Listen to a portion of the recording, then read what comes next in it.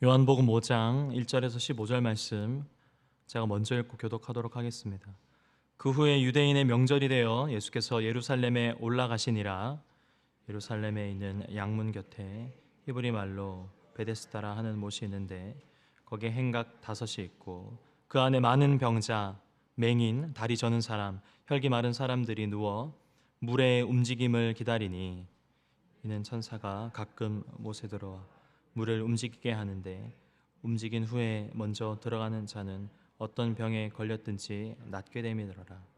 거기 38해 된 병자가 있더라.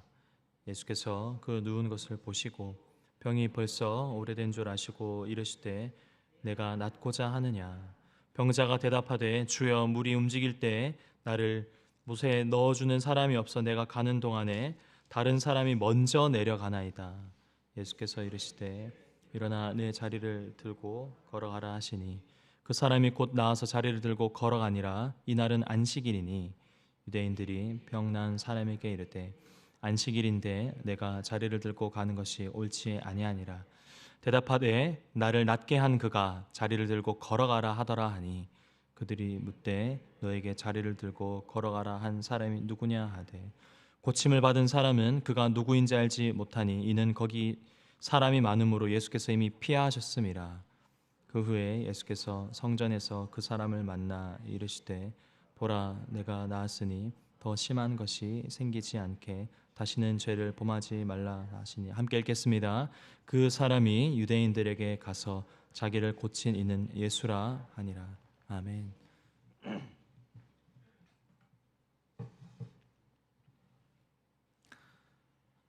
가끔은 같은 기도 제목으로 새벽에 일어나 기도하러 오는 이 시간과 자리가 무기력하게 느껴질 때가 있는 것 같습니다. 오늘 본문의 배경이 되는 이 베데스다 연못가는 그런 무기력을 느끼는 자들로 가득했거든요. 3절 보시면 맹인과 다리 저는 사람, 혈기 마르는 사람들로 어떠했다고요? 가득했다고 합니다. 자비의 집이라는 이 베데스다라는 이름의 그 뜻이 무색하게도 물이 움직이면 가장 먼저 이곳으로 뛰어들어야만 살 수 있는 거죠. 심지어 늦으면 또 1년을 기다려야 됩니다. 마른 자비의 집이지만 그 어느 곳보다 경쟁이 심화되어 있는 그런 곳입니다. 그러한 곳에서 예수님은 어떤 일을 고치시죠? 38해 된 병자를 고치십니다. 많고 많은 사람들이 있는데 왜 하필 그였을까요?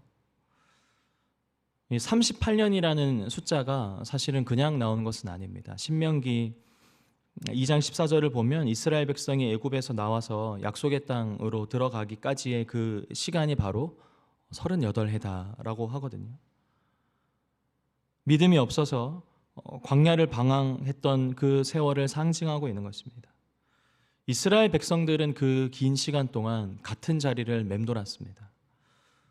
하나님과의 언약을 맺었지만 그들은 하나님과의 순종하지 않음으로 계속 약속의 땅으로 들어가지 못하고 주변만 밟았죠. 그런데 그 기간 가운데서도 하나님은 이스라엘 백성들과 동행하셨거든요. 그럼에도 불구하고 그들의 순종은 끝이 없었습니다. 그 시간들 속에서 이스라엘 백성들이 경험했을 좌절과 낙담과 무기력이 어땠을까요? 요한은 오늘 본문을 통해서 이 38년 된 병자를 언급하면서 그때 그 장면을 다시 상기시키고 있는 것입니다. 이 병자가 겪은 38해는 오랜 기간을 상징하지만 않죠. 그것은 스스로의 힘으로는 절대 나을 수 없다. 철저한 무기력의 상징인 것입니다. 오늘 본문에서 이 병자가 낫고 싶냐라는 예수님의 질문에 대해서 뭐라고 대답을 합니까? 네, 낫고 싶습니다라고 선뜻 그렇게 말하지 않습니다. 7절 다 같이 읽도록 하겠습니다. 시작. 병자가 대답하되 주여 물이 움직일 때 나를 못에 넣어주는 사람이 없어 내가 가는 동안에 다른 사람이 먼저 내려가나이다. 저 같으면 이미 4장에서 예수님의 기사를 맛보았거든요. 아마 소문이 났을 텐데 예수님이니까요. 저 같으면 저 좀 고쳐주세요라고 이야기할 것 같은데 실제로 무슨 이야기를 하고 있죠? 오랜 기간 섞여 있는 그 무기력함과 불평과 짜증을 예수님께 토로하고 있는 것입니다. 그런데 이 모습이 저희와도 비슷하지 않습니까? 새벽에 나와서 마음속으로는 겉모양은 어떨지 모르지만 누군가를 비교하고 또는 공동체 내, 지체 내 저 가정은, 저 형제는, 저 자매는 어떻게 저렇게 순탄하게 잘 지내갈까라고 푸념을 할 수도 있거든요. 병자와 같이 불평과 무기력함으로 주님께 기도하고 있는 그 우리의 모습이 사실은 저의 모습이 오늘 이 38년 된 병자의 모습을 통해서 들여다보게 되는 것 같습니다. 근데 정말 위로가 되는 것은 그런 사람에게 예수님이 다가오셨다는 거죠. 예수님은 정말 의지할 것이 하나 없는 이 사람, 끝까지 경쟁에서 밀려난 사람에게 찾아와 그를 낫게 하셨습니다. 그런데 이 이야기가 여기서 끝나지 않습니다. 그가 회복이 된 다음에 그 이후에 그는 예수님을 다시 만나거든요. 그리고는 다시 만난 그에게 예수님이 14절의 말씀을 해주시는데 14절 함께 읽도록 하겠습니다. 시작.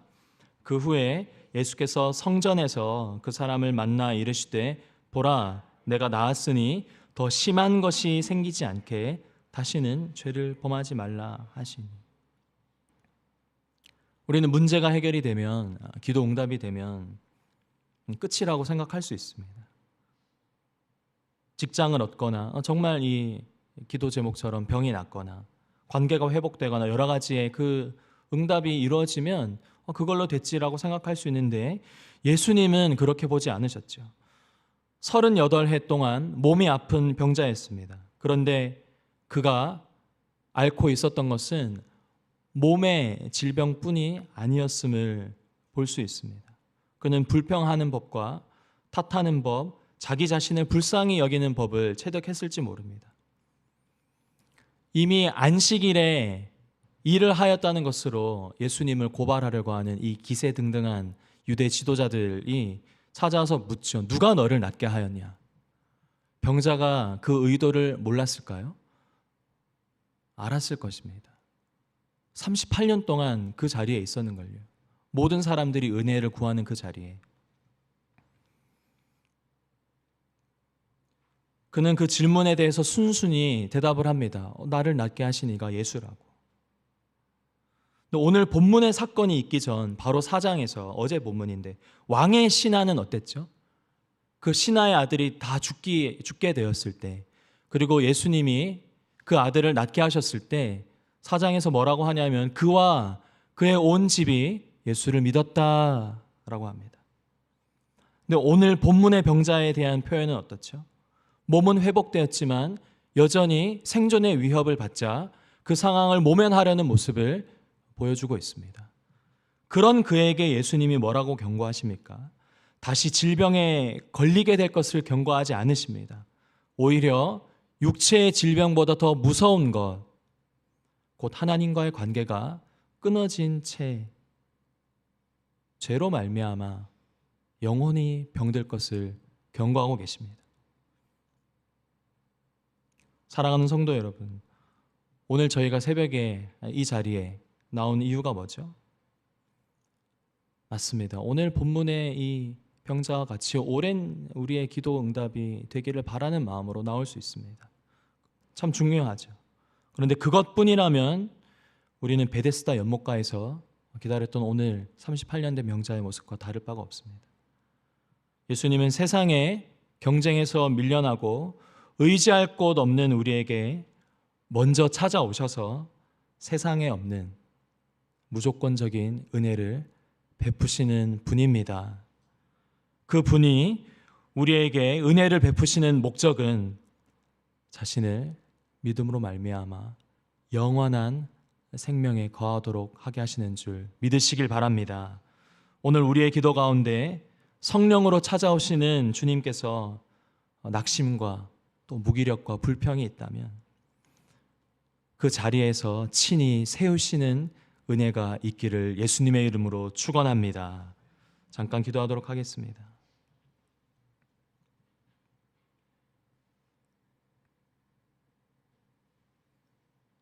하나님 아버지, 많고 많은 사람들 중에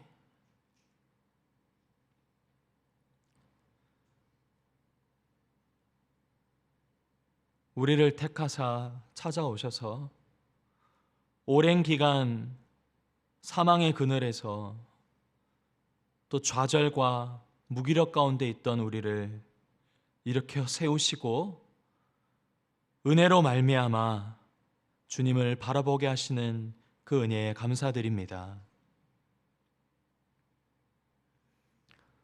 여전히 세상의 생존 방식을 따라서 살아갈 수밖에 없는 우리의 연약함이 있지만, 그러나 우리의 연약함을 주님께서 긍휼히 여기사 오늘 본문의 그 주인공처럼 그 주인공에게 다가오셔서 다시는 죄를 범하지 않도록 권면하시는 주님의 음성과 주님의 함께하심이 우리 삶 가운데 있게 하여 주시옵소서. 그로 말미암아 나와 내 집이 예수로 말미암는 구원을 얻었으므로 주님께 평생 감사와 찬양을 올려드리는 복된 인생 되게 하여 주시옵소서. 감사드리며 예수님 이름으로 기도드립니다. 아멘.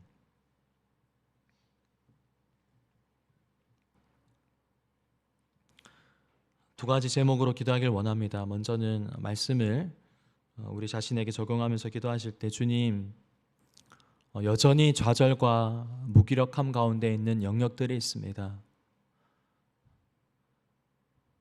그 자리를 들고 너가 일어나 가라 라고 하시는 그 주님으로부터 말미암는 은혜가 있게 하여 주시옵소서. 불평과 불만을 쏟아내어도 그 모든 것을 긍휼히 여기사 안아주시는 하나님의 은혜를 경험하는 제가 되게 해달라고 우리 자신을 위해서 기도하시고, 두 번째는 내일부터 진행되는 고등부 겨울 수련을 위해서 함께 기도하길 원합니다.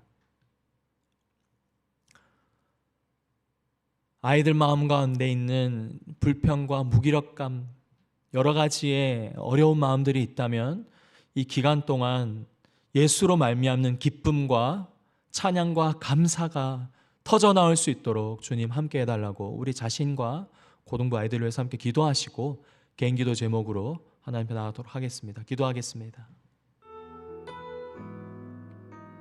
하나님 아버지, 내게 주신 그 은혜가 헛되지 아니하여 주님 이 자리까지 나오게 된 줄 믿습니다. 모든 이들이 더 이상 내몰릴 데 없어서 베데스다 연못으로 나아와 기적을 바라고 있는 그때 우리에게 각 사람의 인생이 친히 찾아와 역사해 주신 그 주님의 만지심과 주님의 음성이 오늘 무기력과 좌절에 빠져있는 성도님들 가운데 역사해 주시기를 간절히 소원합니다. 주님이 아니시면 이 문제가 어떻게 해결되겠습니까? 주님이 풀어주시지 않으면 하나님 어찌 우리가 살아갈 수 있겠습니까? 불평과 원망과 무기력 가운데 있어도 주님이 계시기에 우리의 모든 것들을 있는 모습 그대로 주님께 물어드릴 수 있습니다. 주님, 성도님들의 기도 가운데 친히 찾아와 주시고 하늘의 문을 여서 하나님이 하셨다라고 하는 고백들이 터져나올 수 있도록 주님, 오래된 우리의 기도 가운데 친히 역사하여 주시옵소서. 하나님 또한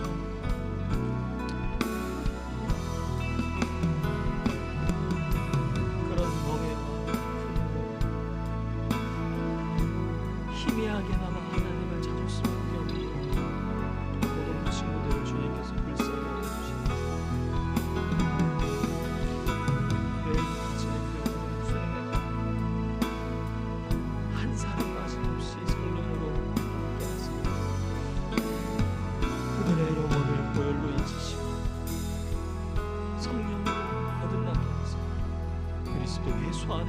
생명과 기쁨과 감사를 발견하는 귀한 시간 되게 하여 주시옵소서.